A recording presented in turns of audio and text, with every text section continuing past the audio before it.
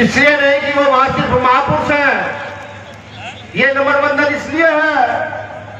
कि उन्होंने भारत की सरजमी पर पैदा होकर के भारत के उस वर्ग को जिसको कोई अधिकार नहीं थे, भारत का वो वर्ग जिसको कभी कोई सम्मान नहीं दिया जाता था, जिसे यहाँ पर भिन्न भिन्न नामों से जाना गया, जिन्हें उस समय छूत का दर्जा दिया गया था, आज जिन्हें बहुजन समाज के लोग कहा जाता है, उनके लिए बहुत कुछ करने का काम किया तथागत गौतम बुद्ध, संत रैदास,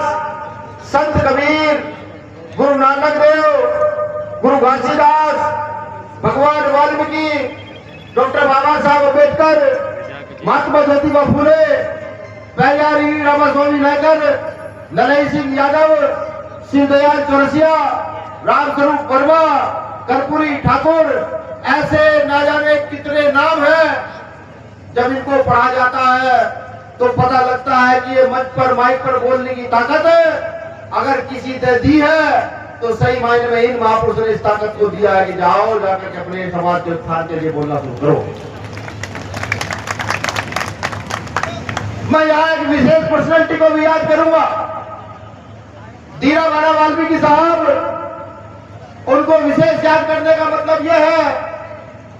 कि ये जब फुले साहब अम्बेडकर का आंदोलन जमीन में दफन हो रहा था, जब यह आंदोलन धीरे धीरे करके खत्म किया जा रहा था और यहाँ पुनः मनु की व्यवस्था स्थापित की जा रही थी, बोलो गैर बराबरी की व्यवस्था स्थापित की जा रही थी,